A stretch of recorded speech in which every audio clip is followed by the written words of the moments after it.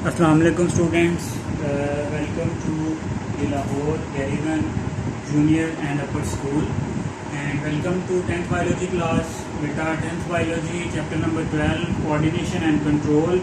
बहुत डिटेल में हम ये सारा चैप्टर डिस्कस कर चुके हैं।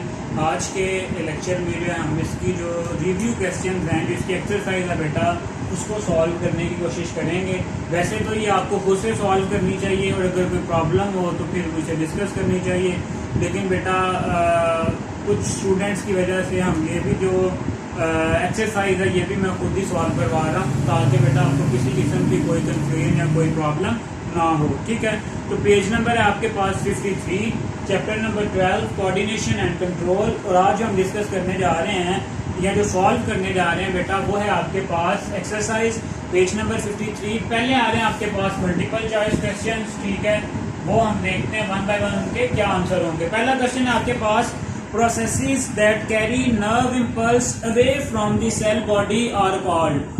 मतलब कि ऐसे प्रोसेसेस या ऐसी एक्सटेंशंस जो आपके पास नर्व इम्पल्स को away from the cell body लेके जाते हैं, उनको हम क्या कहते थे? अवे से आपने याद रखना है एक्सॉन भी ए से और अवे भी ए से। ठीक है, तो बेटा ऐसे जो आपके पास प्रोसेसेस हैं उनको हम कहते हैं एक्सॉन। ऑप्शन है आपके पास, ए ऑप्शन है एक्सॉन, बी ऑप्शन है डेंड्राइट, सी ऑप्शन है साइनेप्सिस, 4 ऑप्शन है माइलिनेटेड शीट। तो आपके पास जो एमसीक्यू नंबर 1 है उसका ऑप्शन क्या होगा? ए। और वो ऑप्शन क्या है बेटा कि ऐसे प्रोसेसेस, ऐसी एक्सटेंशंस जो नर्व इम्पल्स को away from the cell body लेके जाती हैं उनको हम क्या कहते थे? एक्सॉन। क्लियर हो गया? चलें जी, शाबाश। फटाफट नेक्स्ट एमसीक्यूज देखें। एमसीक्यू नंबर 2 है आपके पास, the portion of nervous system that is involuntary in action. मतलब कि नर्वस सिस्टम का कौन सा पार्ट है जो बिल्कुल भी हमारे कंट्रोल में नहीं है, जिसको हम क्या कहते हैं? इनवॉलंटरी। तो बेटा वो जब हमने डिस्कस किया था सेंट्रल नर्वस सिस्टम, तो तब हमने डिटेल में देखा था कि जो आपके इसकी पहली ऑप्शन है सोमैटिक नर्वस सिस्टम, नहीं बेटा। मोटर नर्वस सिस्टम नहीं। ऑटोनॉमिक नर्वस सिस्टम, ये है आपके पास इसकी करेक्ट ऑप्शन, ऑप्शन सी। ये जो आपके पास ऑटोनॉमिक नर्वस सिस्टम है वो जो है बॉडी के जो इनवॉलंटरी, वो हमारे इनवॉलंटरी एक्शंस कंट्रोल करता है जो हमारे कंट्रोल में नहीं है। ठीक है, चलें जी। एमसीक्यू नंबर 3 है आपके पास, which neurons are present inside the central nervous system. क्या आपके पास जो सेंट्रल नर्वस सिस्टम है उसमें कौन सी न्यूरॉन प्रेजेंट होती हैं? तो बेटा हमें पता है कि सेंट्रल नर्वस सिस्टम से नर्व्स आने भी होती हैं इंफॉर्मेशन, उन्होंने रिसेप्टर से इंफॉर्मेशन रिसीव करनी होती है और फिर इफेक्टर्स तक भेजनी होती है। उन्हें दोनों तरह की जो नर्व्स हैं उनकी जरूरत होती है, sensory and motor neurons both. इसकी भी ऑप्शन आएगी हमारे पास, ऑप्शन सी। ऑप्शंस भी देख लेते हैं। इसकी पहली ऑप्शन है सेंसरी न्यूरॉन ओनली, नहीं। ऑप्शन बी है मोटर न्यूरॉन ओनली, नहीं। ऑप्शन सी है आपके पास sensory and motor neurons both, ये ऑप्शन सही है। इंटर न्यूरॉन्स ओनली, ये भी ऑप्शन गलत है। तो ऑप्शन सी है आपके पास inter neurons and the motor neurons. Clear हो गया? चलें जी। नेक्स्ट है आपके पास, the part of brain responsible for muscle movement, interruption of senses and memory is. मतलब ये कौन सा ब्रेन का ऐसा पार्ट है जो इन तीनों फंक्शंस को परफॉर्म करता है? कौन कौन से? मसल मूवमेंट को, इंटरप्शन ऑफ सेंसेस को और मेमोरी को भी। तो बेटा ये हमने जब ब्रेन के पार्ट डिस्कस किए थे तब मैंने आपको बताया था कि ये वाला जो पार्ट है आपके पास ये कौन सा है? पहला ऑप्शन है आपके पास पोन्स, नहीं। ऑप्शन बी है मेडुला ऑब्लोंगेटा, नहीं। ऑप्शन सी है सेरिब्रम, ये भी नहीं। ऑप्शन डी है बेटा आपके पास सेरिबेलम। ठीक है, तो जो आपके पास एमसीक्यू नंबर 4 है उसका ऑप्शन कौन सा सही है? डी। और वो क्या है? सेरिबेलम। ठीक हो गया? चलें जी। नेक्स्ट है आपके पास question number 5, apart from hearing what other major body function is performed by the ear. ठीक है, ये जो आपके पास ईयर्स हैं वो एक तो हियरिंग में काम करते हैं, दूसरा बेटा वो बॉडी के बैलेंस को भी मेंटेन रखते हैं। ठीक है, हमने वहां पे देखा था कि किस तरह से ये जो ईयर्स हैं आपके बॉडी के बैलेंस को मेंटेन रखते हैं। बल्कि शॉर्ट क्वेश्चन भी बहुत इंपॉर्टेंट है, how years maintain the balance of body. तो दूसरा ऑप्शन बेटा यहाँ पे आपके पास आएगा कि ये जो है बॉडी के बैलेंस को भी मेंटेन रखते हैं। ठीक है, ऑप्शन आएगा आपके पास ऑप्शन बी। क्लियर हो गया? चलें जी, ऑप्शन भी देख लेते हैं। क्वेश्चन नंबर 5 में ऑप्शन ए है आपके पास हार्मोन सिक्रीशन, जबकि हमने जो है किसी तरह का कोई हार्मोन ईयर से रिलेटेड नहीं पढ़ा। फिर है ऑप्शन बी है आपके पास बॉडी बैलेंस, ये ठीक है। रिडक्शन इन नर्व प्रेशर नहीं, ऑल ऑफ दिस। तो बेटा ये है आपके पास बॉडी बैलेंस, इसका ऑप्शन आएगा। एमसीक्यू नंबर 6 है the myelin sheath is formed by. ठीक है, myelin sheath is formed by. तो बेटा जब हमने न्यूरॉन का स्ट्रक्चर स्टडी किया था, ठीक है, न्यूरॉन का जब हमने स्ट्रक्चर स्टडी किया था तो बेटा तब मैंने आपको बताया था कि ये जो न्यूरॉन्स हैं यहाँ पे बेटा इनके गिर्द कुछ स्पेसिफिक सेल्स होते हैं जो क्या करते हैं, एक लेयर को सिक्रीट करते हैं। वो जो लेयर है यहाँ पे वो आपके पास क्या कहलाती थी, माइलिनेटेड शीट। और ये जो माइलिनेटेड शीट थी ये कौन सिक्रीट करते थे, यहाँ पे जो स्पेशलाइज्ड सेल्स प्रेजेंट थे, और इन सेल्स को हम क्या कहते थे, श्वान सेल्स। ठीक है, तो एमसीक्यू नंबर 6 में आपके पास ऑप्शन आएगा ऑप्शन डी। ठीक है, नोड्स ऑफ रेनवियर, जबकि नोड्स ऑफ रेनवियर तो ये वाले जो पॉइंट्स हैं इनको हम नोड्स ऑफ रेनवियर कहते हैं। इसके अलावा ऑप्शन है आपके पास ऑप्शन बी में एक्सॉन। तो ये वाली एक्सटेंशन जो नर्व इंपल्स को away from the cell body लेके जा रही है, इसको हम क्या कहते हैं, एक्सॉन। ठीक है, जो आपके पास नेक्स्ट ऑप्शन है वो है डेंड्राइट्स।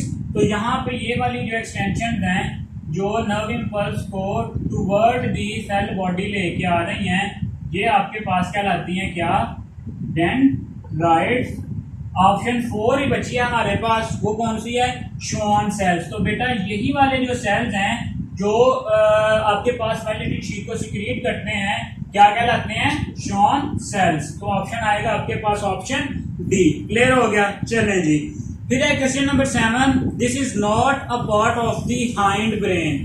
के कौन सा जो पार्ट है वो हाइंड ब्रेन में इंक्लूडेड नहीं है। ठीक है, तो वो अगर हम उसमें देखें आपके पास कौन कौन से ऑप्शन आ रहे हैं। पहला ऑप्शन है पॉन्स, फिर है option B medulla oblongata, cerebrum, फिर है सेरिबेलम। तो हमें पता है कि पॉन्स जो है वो भी मिड ब्रेन का पार्ट है, मेडुला ऑब्लोंगेटा भी मिड ब्रेन का पार्ट है, और सेरिबेलम भी मिड ब्रेन का पार्ट है। सो ऑप्शन आएगी आपके पास ऑप्शन सी। ठीक है, ऑप्शन कौन सी आएगी आपके पास, ऑप्शन सी, और वो क्या है, सेरिबेलम। ठीक है, सेरिब्रम सॉरी। आपके पास नेक्स्ट है एमसीक्यू नंबर 8। एमसीक्यू नंबर 8 क्या है, if you look at intact human brain what you see the most is large highly convoluted outer surface. कि जब आप देखते हैं कि ब्रेन का कौन सा पार्ट जो है वो मोस्ट एडवांस है और कन्वोल्यूटेड है, मतलब उसमें जो है आप कह सकते हो कि वो कन्वोल्यूटेड है, उसमें रिंग से बनी हुई है। ठीक है, वो फोल्डेड है। ठीक है, तो जब हमने सेरिब्रम को स्टडी किया था तो बेटा तब हमने एक बात की थी कि इसके दो हेमिस्फीयर्स बनते हैं, सेरिब्रल हेमिस्फीयर एंड दी जो आपके पास राइट। तो इसकी जो फोल्डिंग इसमें बहुत ज्यादा थी, तो यही जो है मोस्ट एडवांस पार्ट है। तो क्वेश्चन नंबर 7 आ जाएगा आपके पास, उसका ऑप्शन भी सी आ जाएगा।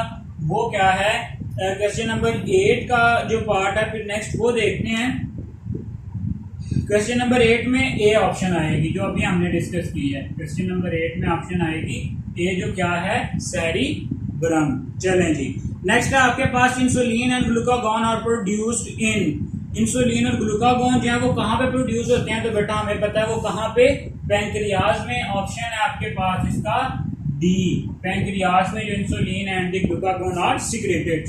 फिर है आपके पास all of these are hormone except, मतलब फॉलोइंग में से कौन सा जो है वो हार्मोन नहीं है, insulin, thyroid, glucagon, pepsinogen. Insulin भी आप पढ़ के आए हैं, थायराइड भी आप थायरोक्सिन भी पढ़ के आए हैं, ग्लूकागॉन भी पढ़ के आए हैं। सो जो पेप्सिनोजिन है आपके पास वो एक एंजाइम नहीं है, तो ऑप्शन आएगी आपके पास ऑप्शन डी। क्लियर हो गया बेटा कि किस तरह से ये जो सारे एमसीक्यूज हैं हमने इनके जो डिफरेंट जो हैं 1 by 1 जो इनके रिसेप्टिव पॉइंट से वो भी हमने डिस्कस किए हैं कि अगर ये ऑप्शन सही नहीं है तो क्यों सही नहीं है, और अगर कोई ऑप्शन ठीक है तो वो क्यों ठीक है। ठीक है बेटा, ये तो आगे हमारे पास एमसीक्यूज।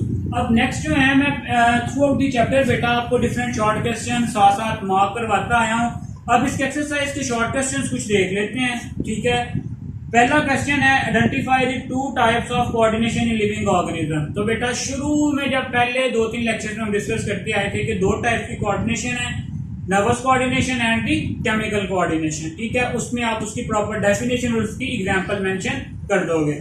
ठीक है, इसके बाद है नेक्स्ट आपके पास differentiate between modes of nervous and the chemical coordination. मतलब कि जो नर्वस कोऑर्डिनेशन है वो किस तरह काम करता है और जो आपके पास केमिकल कोऑर्डिनेशन है वो किस तरह से काम करता है। तो बेटा हमने देखा था कि जो आपके पास नर्वस कोऑर्डिनेशन है उसमें नर्व इंपल्स की ट्रांसमिशन होती है to carry the message from one part to the another part, जबकि दूसरे में हमने केमिकल कोऑर्डिनेशन में देखा था कि किस तरह से जो आपके पास केमिकल मैसेंजर्स हैं जिनको हम हार्मोन्स कहते हैं, वो जो मैसेज को बॉडी के एक पार्ट से स्पेसिफिकली ब्लड स्ट्रीम के थ्रू कैसे वो दूसरे बॉडी पार्ट्स तक या स्पेसिफिक टारगेट टिश्यू तक लेके जाते हैं। क्लियर हो गया? चलें जी, नेक्स्ट है आपके पास what are the main components of coordination. Coordination action जब हमने शुरू में डिस्कस किया था, सबसे पहले क्या होता है? स्टिमुलस। स्टिमुलस को कौन डिटेक्ट करता है? रिसेप्टर। रिसेप्टर से इंफॉर्मेशन कहाँ जाती है? कोऑर्डिनेटर। कोऑर्डिनेटर से फिर कहाँ जाती है? इफेक्टर। और फिर इफेक्टर से आपके पास जो है रिस्पॉन्स जनरेट होता है। तो जो शुरू वाला पेज है इस चैप्टर का जिसमें कोऑर्डिनेशन एक्शन है वो सारा इसके आंसर में आएगा। चलें जी, इसके बाद है define reflex action and reflex are. ठीक है, तो बेटा ये भी हमने काफी डिटेल में इस पे ऑलमोस्ट 2 लेक्चर लगाए थे हमने कि रिफ्लेक्स एक्शन क्या है और रिफ्लेक्स आर्क क्या है। तो बेटा समटाइम्स जो है वो नर्व इंपल्स जो हायर ब्रेन सेंटर तक नहीं पहुंचती, ठीक है, और जो कुछ वॉलेंट्री इनवॉलेंट्री एक्शन होते हैं जो हमारे कंट्रोल में नहीं होते। सो अगर जो इनवॉलेंट्री एक्शन है वो बहुत क्विक हो उसको हम क्या कह देते हैं? Reflex action. उसकी एग्जांपल थी कि जब हम किसी गर्म चीज को टच करते हैं तो हमारा हाथ फौरन से पीछे आ जाता है। और बेटा वही पाथवे जो nerve impulse during reflex action adopt करती है उस पाथवे को हम क्या कहते हैं? रिफ्लेक्स आर्क कह देते हैं। बेटा मैं क्वेश्चन फिर भी आपको शुरू में मैं साथ साथ भी आपको बताता चला आया हूँ, अब सिर्फ मैं आपको हेडिंग्स या मेन पॉइंट्स दे रहा हूँ, बाकी जो क्वेश्चन के आंसर हैं वो आप डिटेल में लिखेंगे। चलें जी, नेक्स्ट है आपके पास trace the path of nerve impulse in case of reflex action. ठीक है, ये भी रिफ्लेक्स एक्शन के रिलेटेड ही है कि किस तरह से जो नर्व इंपल्स है पहले आपकी जो फिंगर रिसेप्टर्स हैं उनसे स्पाइनल कॉर्ड में जाएगी, स्पाइनल कॉर्ड से फिर होती हुई किस तरह आपके जो मसल्स हैं वहां तक पहुंचेगी। ठीक है, फिर आपके पास describe the pupil relax in dim and bright light. ठीक है बेटा, तो ये भी जब हमने आई का स्ट्रक्चर पढ़ा था तो तब हमने देखा था कि जब ब्राइट लाइट होगी तो क्या होगा और जब डिम लाइट होगी तो जो आपके पास प्यूपल है उसका किस तरह से रिफ्लेक्स होगा। ठीक है, तो सिंपली मैं आपको बता दूं कि जब आपके पास लाइट डिम होगी, ठीक है, डिम लाइट में जो आपके पास प्यूपल है, डिम लाइट अगर होगी तो क्या होगा? आपके पास जो प्यूपल है वो डायलेट कर जाएगा। जो प्यूपल है वो क्या कर जाएगा? Pupil dilate due to the dim light. क्यों डायलेट कर जाएगा? क्योंकि उसके जो रेडियल मसल्स हैं, उसके जो रेडियल मसल्स हैं वो क्या कर जाएंगे? कॉन्ट्रैक्ट कर जाएंगे। ठीक है, रेडियल मसल क्या कर जाएंगे? कॉन्ट्रैक्ट कर जाएंगे और जो सर्कुलर मसल्स हैं वो रिलैक्स हो जाएंगे। अब देखें यहाँ पे ये सिचुएशन है, फॉर एग्जांपल आपके पास ये आपका जो आई बॉल है, ठीक है, इसमें हमें पता है कि 2 तरह के मसल्स होते हैं, radial muscles and the circular muscles. तो यहाँ पे अगर इसके ये जो रेडियल मसल्स हैं ये कॉन्ट्रैक्ट हो जाएंगे तो क्या होगा? यहाँ पे भी देखते हैं रेडियल मसल्स, यहाँ पे ये जो है आपके पास इसका डायमीटर जो है बढ़ जाएगा। ठीक है, ये जो कॉन्ट्रैक्ट हो जाएंगे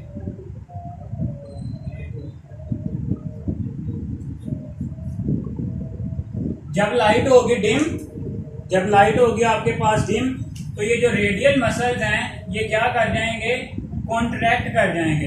ठीक है, यहाँ पे ये जो रेडियल मसल्स हैं ये कॉन्ट्रैक्ट कर जाएंगे और जो डायामीटर है वो क्या हो जाएगा, इंक्रीज। इसी तरह से दूसरे पार्ट में क्या होगा कि जो आपके सर्कुलर मसल्स हैं, जब लाइट क्या होगी, बहुत ज्यादा ब्राइट लाइट होगी, तो ये जो सर्कुलर मसल्स हैं ये क्या कर जाएंगे, कॉन्ट्रैक्ट, और जो रेडियल मसल्स हैं बेटा वो रिलैक्स हो जाएंगे। तो इस वजह से डिम लाइट में प्यूपल डायलेट करेंगे और जब ब्राइट लाइट होगी तो उसमें जो आपके पास प्यूपल है वो क्या कर जाएंगे, कॉन्ट्रैक्ट कर जाएंगे और जो उनका डायमीटर है वो क्या हो जाएगा, स्मॉलर हो जाएगा। ये तब भी हमने डिस्कस किया था और अब भी मैंने आपको इसका ब्रीफली इंट्रोडक्शन सा बता दिया है। नेक्स्ट है आपके पास question, how would you association to the role of vitamin A with vision and its effect. तो बेटा रिडॉप्शन, ठीक है, जब हमने रेटिना की बात की थी उसमें क्या होते थे, रॉड्स एंड कोन सेल्स। जो रॉड्स हैं उनमें रिडॉप्शन बनती थी और जो रिडॉप्शन के बनने के लिए विटामिन ए क्या बहुत जरूरी है। अगर रिडॉप्शन नहीं बनेगी तो जो है आपके पास प्रॉपर विजन आपकी नहीं होगी। ठीक है, define term hormone and the endocrine system. ये बेटा शुरू में हम डिटेल में देख चुके हैं कि हार्मोन क्या एक स्पेसिफिक केमिकल मैसेंजर है जो किसी एंडोक्राइन ग्लैंड से सिक्रीट होता है और इन पूरे एंडोक्राइन ग्लैंड के सिस्टम को हम एंडोक्राइन ग्लैंड का सिस्टम कह देते हैं। क्लियर है बेटा। तो इस एक्सरसाइज को बेटा आप खुद से अच्छे से सॉल्व करें, ठीक है, और क्वेश्चंस को भी आप खुद से मार्क करें और जो है उनको अच्छे से कवर करने की कोशिश करें। फिर भी अगर कहीं पे कोई प्रॉब्लम है तो बेटा आप जो है वो कमेंट सेक्शन में मेंशन कर सकते हैं।